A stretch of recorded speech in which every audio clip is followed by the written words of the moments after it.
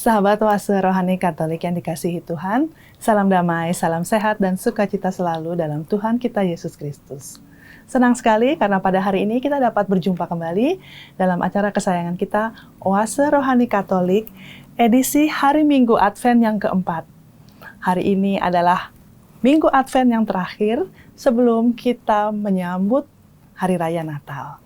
Dan sahabat yang terkasih, pada hari ini kita akan mendapatkan bimbingan rohani dari Romo Blasius Sumario SCJ.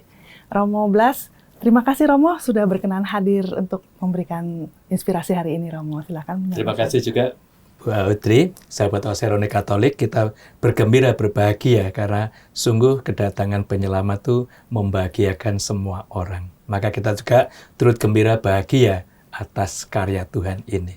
Amin. Sahabat Oase Rohani Katolik yang terkasih, seperti biasa kita akan mengawali perjumpaan kita hari ini dengan doa pembuka. Kita akan mengucap syukur atas belas kasih yang telah Tuhan curahkan kepada kita yang akan dipimpin oleh Romo Blas. Silakan Romo.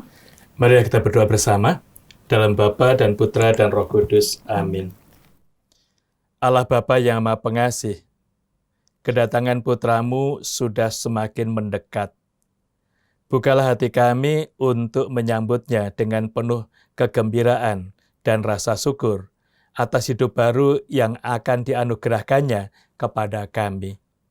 Sebab Dialah Tuhan pengantara kami yang bersama dengan Dikau dalam persekutuan Roh Kudus, hidup dan berkuasa Allah sepanjang segala masa. Amin. Dalam nama Bapa dan Putra dan Roh Kudus. Amin. Terima kasih Romo. Hai langit, teteskanlah keadilan dari atas, dan baiklah awan-awan mencurahkannya. Baiklah bumi membukakan diri dan bertunaskan keselamatan. Bacaan pertama.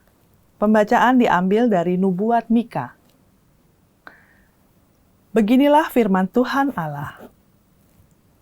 Hai Betlehem di wilayah Efrata, hai engkau yang terkecil di antara suku-suku Yehuda.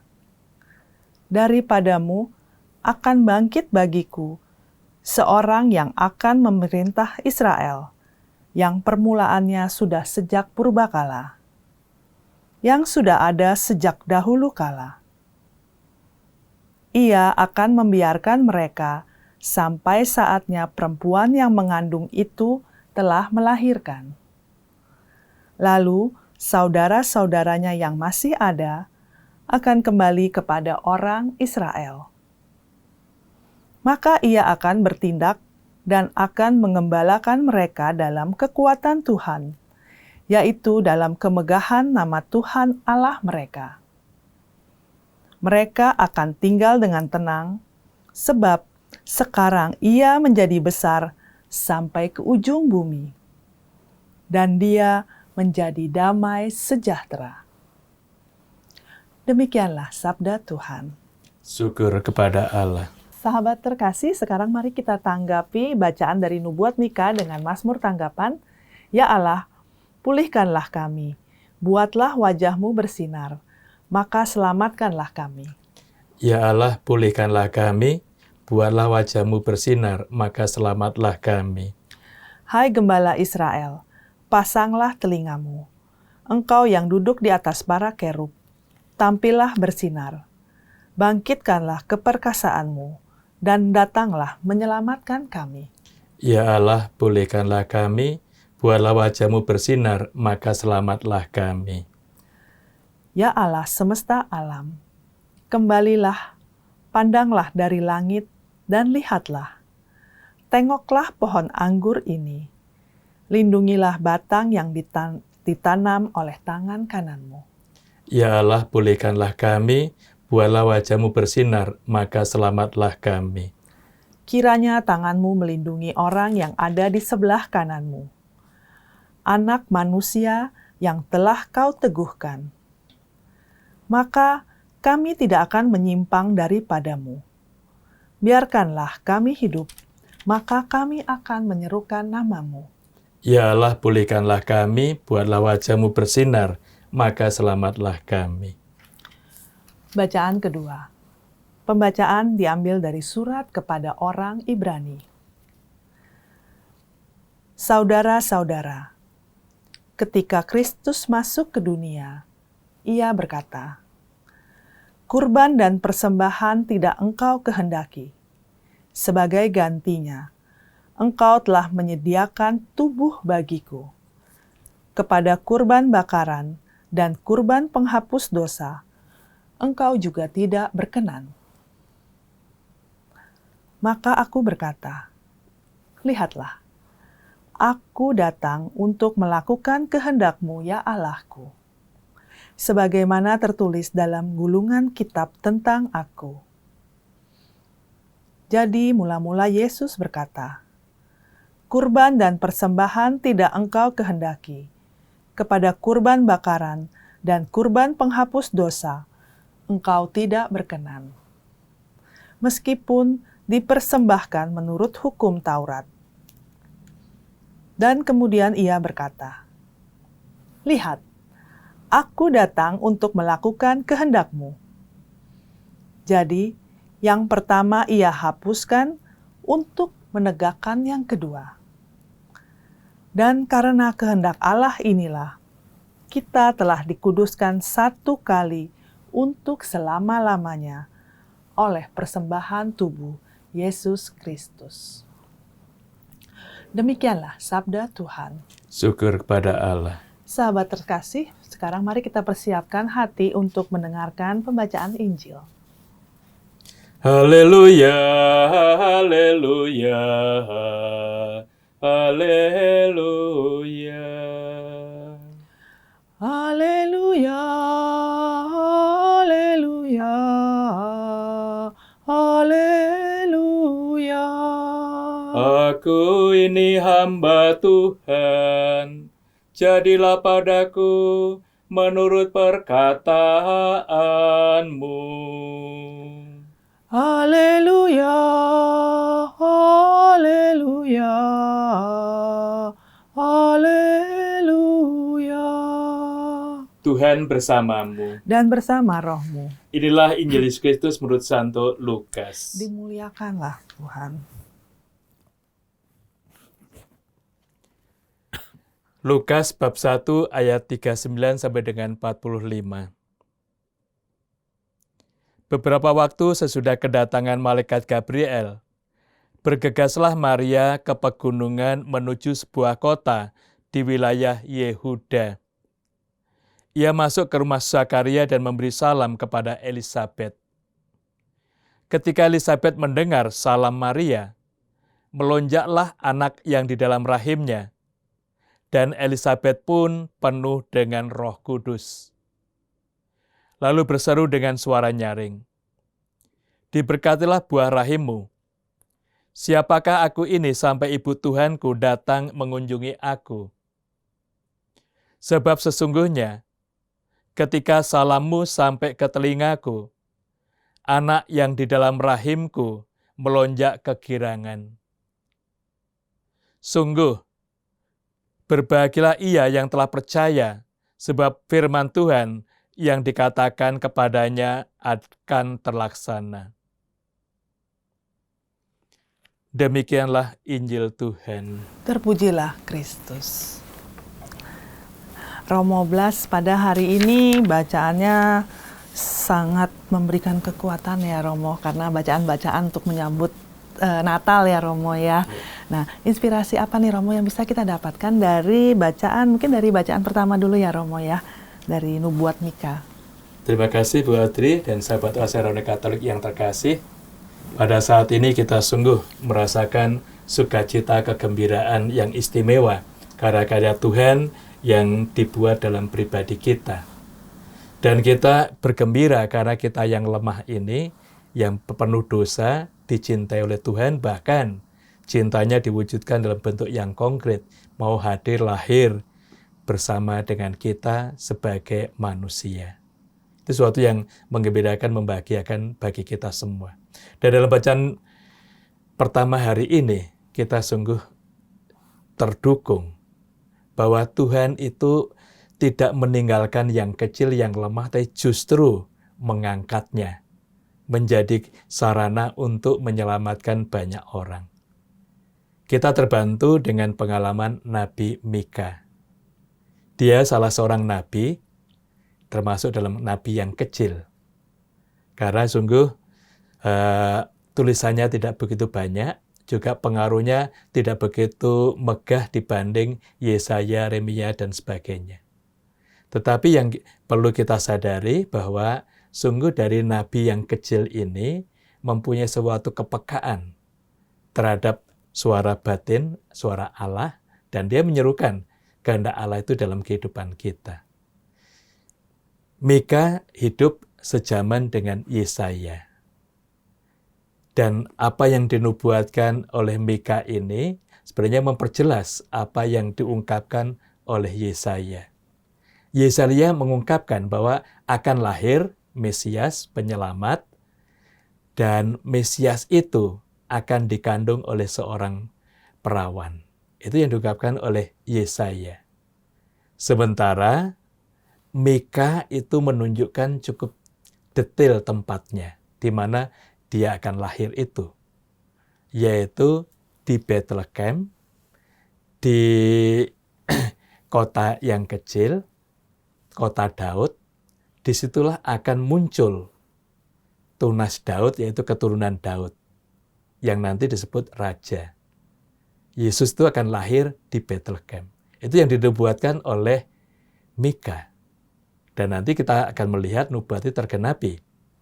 Ketika genap saatnya Maria hendak bersalin, ternyata Kaisar Agustus mengeluarkan maklumat untuk cacah jiwa.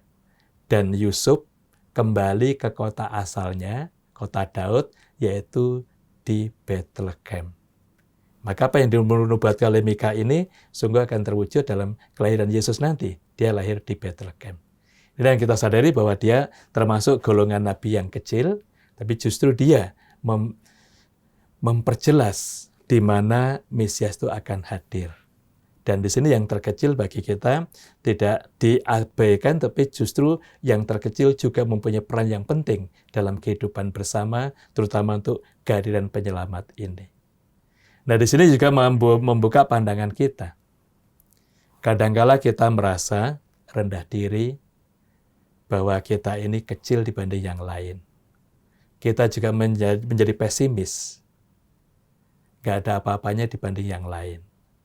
Dan kalau tidak kita sadari, kita merasa kecil dibanding yang lain itu akhirnya membuahkan iri hati kepada orang lain. Dan iri hati itu akhirnya kadang-kala membuat dendam, membuat relasi kita tidak baik dengan orang lain. Itu kalau kita hanya melihat dari segi negatif bahwa kita ini lemah kecil, nggak bisa apa-apa. Dan kita iri dengan mereka yang mempunyai banyak talenta, pengaruhnya besar di tengah masyarakat. Jadi dalam posisi ini kadang-kala kita harus melihat ternyata yang terkecil mempunyai peran yang besar. Dan yang kedua, di tengah masyarakat kita sering yang kecil itu diremehkan, tidak dianggap, bahkan sering dibully. Nah ini akhirnya kita juga melihat bahwa yang terpojok itu membuat kita sendiri akhirnya semakin jauh dengan mereka. Nah, pengalaman hari ini disadarkan kepada kita justru yang terkecil itu mempunyai peran yang besar untuk karya-karya Allah di dalam hidup. Dan yang terkecil ini juga digunakan oleh Tuhan. Maka bagi kita yang kecil lemah, jangan merasa iri hati, juga jangan merasa cemas, khawatir, takut. Justru bersyukur kita yang kecil, yang lemah ini dicintai oleh Tuhan. Dan kita juga diajak untuk memperhatikan yang kecil, supaya kita hidup bersama di dalam sukacita, kegembiraan. Ini yang kita sadari, peran Mika cukup jelas, nabi yang kecil, tapi menunjukkan di mana tempat Yesus yang akan lahir itu. Dan ini yang juga bisa kita sadari, Mika memperjelas nubuat dari Yesaya. Nah, di sini kita lihat kerjasama antara nabi yang besar, dengan refleksi tulisan yang banyak dan pengaruhnya yang luar biasa, dengan Mika. Tulisannya tidak begitu banyak, tapi kita bisa melihat dia to the point, menunjukkan di mana Yesus akan lahir. Dan itu memberi makna, arti tersendiri bagi kita, sehingga apa yang dinubuatkan Mika ini sungguh terwujud nanti kalau kita merayakan peristiwa kelahiran Yesus. Ya, baik. Baik, Romo. Berarti kita juga dari nabi yang kecil ini kita bisa belajar banyak dan menjadi yang utama pada akhirnya ya Romo ya, karena tanpa petunjuk itu semua nubuat dari Nabi Yesaya itu jadi kurang jelas ya Romo ya, karena jadi kan kita nggak tahu tepat pastinya di mana, dan di Bethlehem itu kan ada banyak sukacita begitu ya Romo ya dengan kelahiran Tuhan Yesus itu. Ya benar, bahwa dengan ungkapan Mika ini kita diajak untuk sungguh bangkit dari pribadi kita. Maka juga selama masa Advent ini kita juga akan mendengarkan Mazmur, bangkitlah, angkatlah kepalamu untuk melihat karya Tuhan di dalam hidup. Sehingga ini memberi semangat dan menunjukkan bahwa kita ini mempunyai harga diri yang sama dengan yang lain. Meskipun kita dalam konteks kelompok yang kecil, justru diperhatikan oleh Tuhan dan juga bermakna bagi sesama. Namun di lain pihak juga kita diajak untuk memperhatikan yang lemah, yang miskin. Karena itu arah dari kegiatan kita di Kuskupan ini, tahun ini sungguh dengan solidaritas, subsidiaritas, itu mau menunjukkan di sini peran kerjasama untuk saling mengangkat, memperhatikan, sehingga di situ terjadi suatu relasi iman dan kasih yang begitu istimewa. Dan Mika mengajak kita untuk menunjukkan kuasa dan karya Tuhan itu di dalam hidup kita. Nah, disinilah akhirnya nanti kita bisa melihat ternyata benar Bethlehem, kota kecil ini, kota Daud, yang awalnya dilupakan oleh orang, dengan kelahiran Yesus ini, sungguh akhirnya menjadi sentral, pusat keselamatan untuk jiwa kita. Dan sekarang juga tempat lahir Yesus itu menjadi tempat ziarah.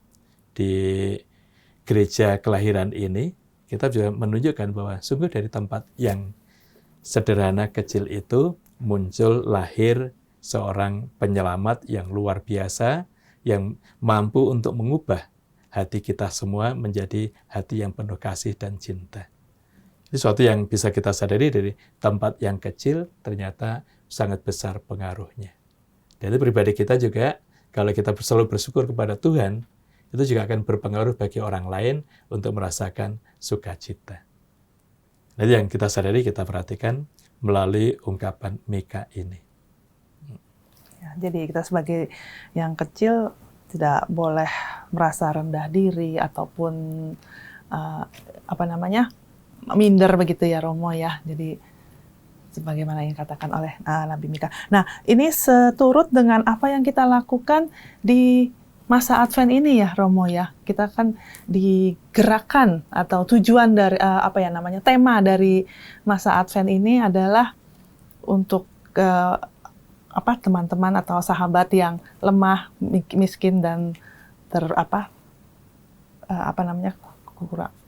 Apa sih Romo saya lupa. Oke, kita bisa melihat bahwa memang benar selama masa Advent ini kita diajak untuk pertama-tama menggarap, mengolah hati kita.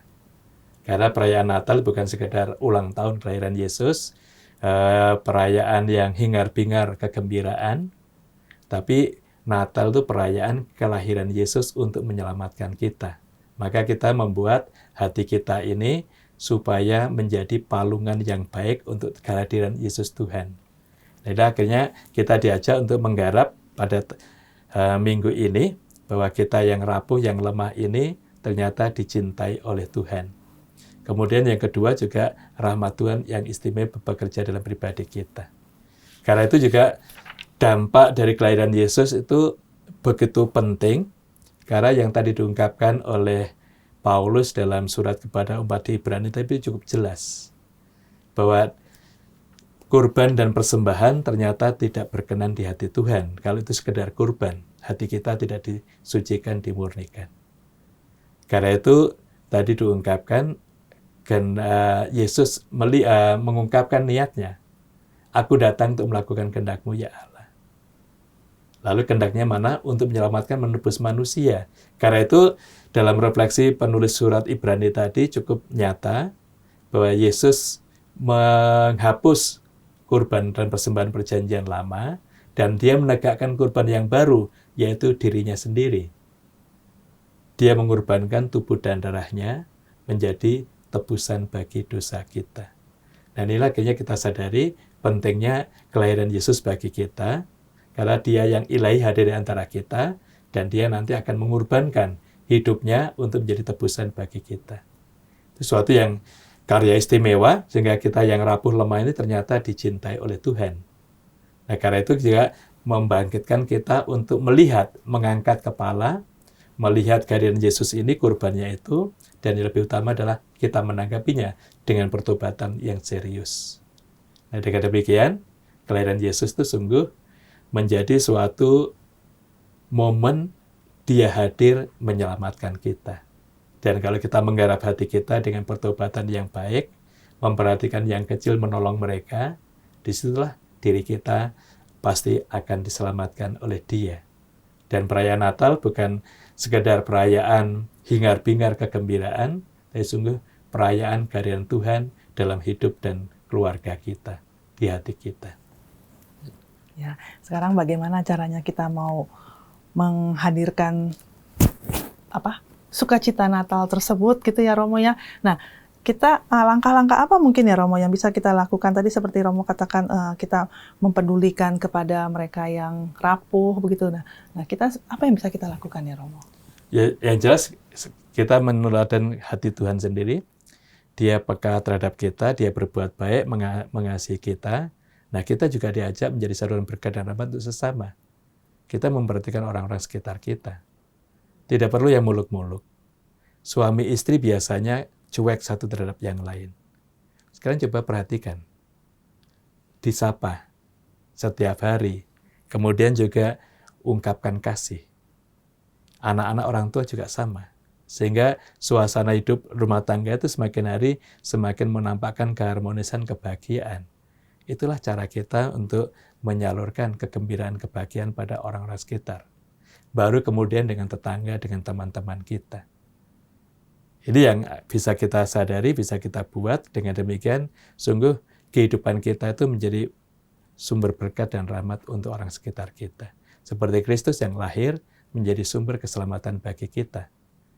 Maka kita juga bisa berdoa, Tuhan, jadikanlah hatiku seperti hatimu, yang penuh kasih, perhatian untuk setiap orang. Amin. Sahabat yang terkasih, kita diminta untuk selalu membagikan kasih, cinta, dan kebahagiaan kepada orang-orang yang di sekitar kita. Dengan demikian, sukacita Natal akan selalu tumbuh dan akan selalu hidup dalam hati kita. Sahabat terkasih, kita akan jeda sejenak untuk merenungkan inspirasi rohani yang disampaikan oleh Romo Blasius di sesi yang pertama. Jangan kemana-mana, kita akan kembali untuk mendapatkan inspirasi lebih lanjut di sesi yang kedua.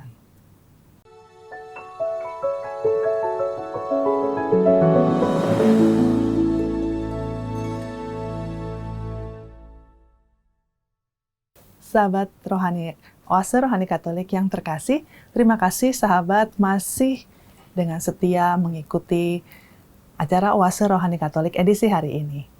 Bagi sahabat yang mau mengirimkan saran, masukan, ataupun ada pertanyaan, silahkan mengirimkannya melalui email ke orkkaj2021@gmail.com atau pesan dapat dikirimkan melalui WhatsApp ke nomor 0881 0251 33438. Sahabat terkasih, masih bersama dengan Romo Blasius Sumario SCJ dan saya Francisca Audrey. Kita akan melanjutkan untuk mendapatkan inspirasi rohani dari bacaan hari ini. Romo Blasius, mungkin sebelum kita masuk untuk mendapatkan inspirasi rohani dari bacaan Injil, mungkin Romo bisa memberikan sedikit kesimpulan dari sesi yang pertama, Romo. Sahabat Oase Rohani Katolik yang terkasih, kita tadi telah melihat bahwa yang kecil, yang lemah itu tetap mempunyai peran istimewa di hadapan Tuhan dan bagi sesama. Dan kita diajak untuk tidak pesimis dengan keberadaan kita. Justru optimis, kita ini berperan besar di hadapan Tuhan. Seperti Mika, dia nabi kecil, tetapi dia menunjukkan tepat di mana tempat waktu Yesus akan lahir itu. Jadi sungguh sangat istimewa. Kemudian juga Kita diajak untuk tidak mengabaikan orang yang kecil, tapi justru menolong seperti semangat kita tahun ini dengan solidaritas dan subsidiaritas kita untuk membantu yang kecil itu supaya berkembang menjadi besar. Dan kita sendiri ya, yang kecil lemah, tetapi juga diberi rahmat Tuhan dengan sakramen tobat kita manfaatkan, sehingga kita juga menjadi pribadi yang terselamatkan. Itu yang pertama yang bisa kita lihat dari bacaan hari ini. Sementara dalam bacaan Injil kita diajak melihat juga hal yang senada. Tetapi titik tolaknya adalah kita diajak melihat karya Tuhan dalam hati kita, dalam hidup kita, itu yang menjadi sumber kegembiraan kita semua. Kita mengenal Elisabet, istri Zakaria. Dia keluarga dari imam, dan Zakaria menjadi imam agung juga dalam bait Allah itu. Mereka memohon keturunan sejak masa muda mereka, tetapi tidak pernah diberi oleh Tuhan. Nah, karena itu posisi Elisabet di tengah masyarakat itu dianggap membawa aib bagi Zakaria. Karena dia tidak memberikan keturunan untuk imam agung itu. Ya, ini yang kita sadari, kita perhatikan dalam konteks ini mesti posisi Elisabet itu juga posisi yang tertekan. Sementara suaminya sering berdoa, sering memberikan kurban, mempersembahkan kurban untuk orang lain dan dikabulkan. Sedangkan untuk mereka ini, mereka belum diberi keturunan. Meskipun demikian, yang sungguh istimewa, mereka tetap setia dalam iman dan kasih. Mereka tetap mengharap rahmat Tuhan terjadi dalam hidup mereka ini. Dan faktanya, Tuhan mengabulkan harapan mereka, doa-doa mereka selama ini, dan Elisabet mengandung di usia lanjut. Ini yang membuat Zakaria secara manusiawi tidak bisa menerimanya. Karena itu ketika mendapatkan kabar bahwa Elisabet akan mengandung, dia nggak percaya. Nah, karena tidak percaya itu, akhirnya Zakaria menjadi bisu. Tidak bisa mengungkapkan apa-apa. Tapi setelah kelahiran anaknya nanti, dia akhirnya lepas ikatan lidahnya karena dia percaya dia bisa mewartakan. Nah, yang kita lihat dalam konteks ini, maka Elisabet dalam kelompok yang kecil, yang kelompok yang merasa hina di tengah masyarakat, tidak bisa memberi keturunan untuk keluarganya. Dan ternyata itu diberkati. Dia mengandung dan menjadi sumber kebahagiaan. Yang kedua, Maria. Ini juga pribadi perempuan yang tidak gampang. Dia baru tunangan dengan Santo Yusuf. Karena Roh Kudus, dia mengandung seorang putra. Nah, seorang gadis di tengah masyarakat hamil di luar perkawinan, itu mengalami suatu pengalaman yang tidak mudah dan tidak enak. Ada rasa malu, lalu banyak orang mencibirkan dia, kemudian juga ada semacam dosa yang besar dianggap dibuat oleh Maria. Tetapi dalam konteks ini mereka tetap terbuka kepada bimbingan Allah dengan Roh Kudus itu, dan mereka sangat gembira karena karya Tuhan yang mengubah dari pribadi yang lemah, tidak memberi keturunan, justru sekarang memberikan seorang putra. Bahkan bukan hanya seorang putra, nanti menjadi nabi yang istimewa yang merintis jalan bagi Tuhan. Sesuatu yang dari yang terpuruk menjadi pribadi yang sungguh menghadirkan seorang tokoh menjadi perintis keselamatan. Maria juga yang awalnya dianggap minir dalam hidup, dianggap tidak setia pada Tuhan, pada justru dia melakukan kesetiaan itu. Dan ini menjadi sumber kebahagiaan. Nah, sekarang kita lihat kebahagiaan karena karya Tuhan dalam hidup tidak bisa ditutup-tutupi. Itu harus selalu muncul, selalu menggerakkan untuk bertemu dengan orang lain supaya kebahagiaan itu juga dialami, dirasakan oleh orang lain. Inilah yang membuat Maria meninggalkan rumahnya, pergi ke pegunungan di Yudea untuk bertemu dengan Elisabet. Nah, pertemuan dua pribadi yang dianggap lemah tapi menjadi sumber berkat bagi keselamatan. Ini juga akhirnya kita sadari pengalaman inilah yang membuat mereka sungguh gembira, sungguh bahagia, dan kebahagiaan itu menolong mereka. Nah, dari pengalaman dua perempuan istimewa ini, akhirnya kita tahu bahwa Tuhan itu berbuat baik untuk membantu kita mengatasi kerapuan, kelemahan, dan memberi sumber hidup, yaitu karyanya. Maka kita diajak dalam peristiwa ini melihat karya Tuhan dalam hidup kita, sehingga kita juga bisa bergembira karena karya itu, dan itu bisa kita wartakan kepada banyak orang. Itu sesuatu yang bisa kita kembangkan dalam kehidupan kita, dan ternyata kita ini terberkati dan kita dipilih oleh Tuhan dalam situasi hidup yang kita miliki ini. Baik Romo, saya jadi terpikir ya Romo apa yang dialami oleh Bunda Maria dan Elizabeth gitu ya. Jadi kadang-kala kan kita dalam menghadapi permasalahan atau sesuatu yang tidak baik ya, kita kadang-kala putus asa ya Romo ya. Jadi kita harus meneladani kedua tokoh ini dalam bertindak, dalam berperilaku, dan dalam arti tetap menaruh harapan dan percaya bahwa semua Tuhan merencanakan segala sesuatu itu adalah yang terbaik buat kita gitu ya Romo ya. Benar, kita merasakan bahwa dalam situasi keterbatasan itu ternyata melihat karya Tuhan yang istimewa, dan ini menggerakkan mereka bertemu. Dan yang sangat mengagumkan perjumpaan Maria dengan Elizabeth. Ketika Maria memberikan salam kepada Elizabeth, bayi yang ada dalam kandungannya melonjak kegirangan. Mengapa? Karena Yesus juga sudah ada dalam kandungan Maria. Dan disitulah akhirnya kuasa Roh Kudus memenuhi Elizabeth dan juga Yohanes yang ada dalam kandungannya. Nah, perjumpaan itu menghadirkan berkat dan rahmat dari Tuhan.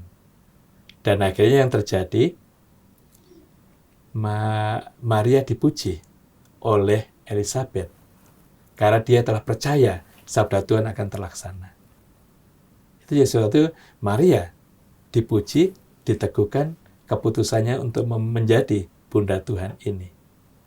Dan juga akhirnya Maria juga mengunjungi Elizabeth dan meneguhkan dia bahwa karya Allah itu telah terjadi dan Tuhan sudah melepaskan aibnya dari pengalaman Elizabeth itu. Nah, ini menjadi sumber kegembiraan, dan ternyata kehadiran, perjumpaan memberikan sukacita dan Roh Kudus yang bekerja di antara mereka ini. Ini juga sama kalau kita alami, kita rasakan di tengah masyarakat kita mengunjungi yang lemah, yang kecil, itu menjadi sumber kebahagiaan bagi mereka. Sangat istimewa. Kalau kita kunjungan keluarga, jumpa dengan oma, opa yang sendirian di rumah, begitu kita masuk, mereka mengalami sukacita. Karena ada kesempatan untuk bertemu, kesempatan untuk bicara, kesempatan untuk saling mengungkapkan. Seperti Maria tadi juga bertemu dengan Elizabeth, berbicara dan saling mengungkapkan. Nah, kalau kita perhatikan, ternyata Maria tidak begitu saja langsung meninggalkan Elizabeth. Dia masih tinggal di rumah Elizabeth itu sampai 3 bulan. Nah, disitulah kesempatan bagi mereka untuk berbagi kasih Allah, kegembiraan itu, dan saling meneguhkan. Mengapa sampai 3 bulan? Karena kita juga bisa melihat saat Maria menerima kabar Elizabeth dari malaikat Tuhan bahwa dia akan melahirkan putra Allah itu, Elizabeth sudah mengandung 6 bulan. Nah, karena itu dia ingin hadir, membantu saudaranya dalam usia lanjut ini, supaya nanti proses persalinan berjalan dengan baik. Nah, selama 3 bulan di situ berarti setelah kelahiran Yohanes Pembaptis, baru dia kembali ke kampung halamannya. Sesuatu yang bisa kita lihat bahwa sungguh memperhatikan orang lain, melihat kebutuhannya, kita hadir, itu sangat menolong mereka dan membantu mereka. Itu dibuat oleh Maria, dan Maria juga diteguhkan Elizabeth. Nah, dinamika ini sebenarnya yang perlu kita hidupkan di tengah masyarakat kita, sehingga kalau kita melihat orang yang dalam kelemahan, kerapuhan, bukan menjadi omongan, gosip. Lalu yang juga bisa kita sadari kalau ada yang lemah bukan dibully, tapi justru kita hadir menjadi sahabat bagi mereka. Kita bisa mendengarkan apa yang dibutuhkan, dan kita juga bisa bersama yang lain, menggerakkan yang lain untuk menolongnya. Itu akhirnya kehadiran kita akan menjadi sumber kebahagiaan yang istimewa. Dan iman kita itu juga akan berdampak untuk mereka semua. Baik, amin Romo. Romo, kalau begitu ya Romo ya, kalau kita baca dari bacaan pertama dari Mika, kemudian dari surat orang Ibrani kepada orang Ibrani, dan dari Injil Suci menurut Lukas, kira-kira itu benang merah apa ya Romo yang bisa kita dapatkan Romo? Yang jelas dari karya keselamatan itu Tuhan selalu memperhatikan semua orang, tetapi terutama yang lemah, yang miskin, yang menderita. Yang kita lihat bahwa kita nggak bisa membedakan orang. Kita memperhatikan semua orang, tetapi juga ada prioritas yang perlu kita kembangkan.